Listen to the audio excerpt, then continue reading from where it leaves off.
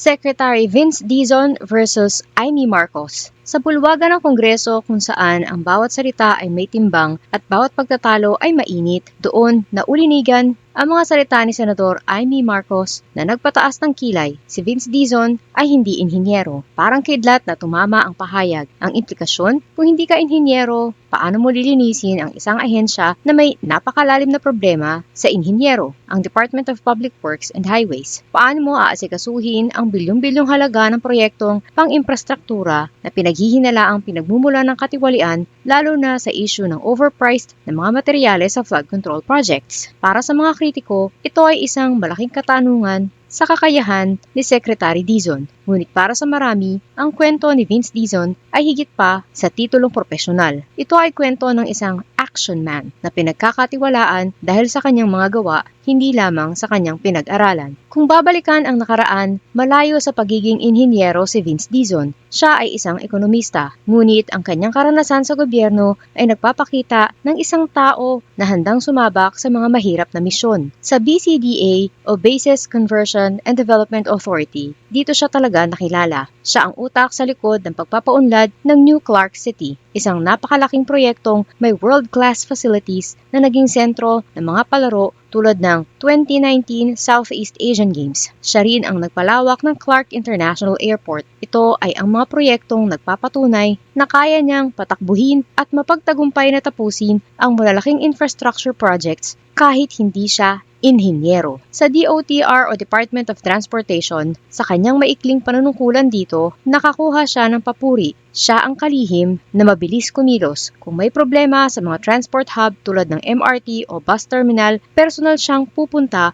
upang inspeksyonin at hanapin ang solusyon. Kumakampi siya sa commuters. Agad niyang sinuspindi ang isang anti-poor na patakaran sa cashless payment sa toll roads na nagpapahirap sa ordinaryong mamamayan. Hindi siya takot umako ng pananagutan. Nang magkaaberya sa isang escalator sa MRT, siya mismo ang unang humingi ng paumanhin sa publiko. Sa mga naging kasama niya, si Vince Dizon ay isang taong pragmatiko at mabilis magdesisyon na may kakayahang pagtugmain ang iba't ibang ahensya upang makamit ang isang layunin. Kaya naman, nang magkaroon ng malaking problema sa DPWH, isang ahensya na matagal nang binabagyo ng mga isyu ng korupsyon, overpricing at ghost projects, kay Vince Dizon ibinili ni Pangulong Marcos Jr. ang paglilinis. Ito ay isang tanda ng tiwala. Ibig sabihin, ang administrasyon ay naniniwalang hindi lang ang titulong inhinyero ang kailangan, kundi ang tapang na harapin ang katiwalian, ang kakayahang mamuno at ang talino na hanapin ang ugat ng problema, mga katangi ang ipinakita ni Dizon sa BCDA at DOTR. Ang hamon ay malaki. Ang kanyang propesyon ay patuloy na magiging batikos,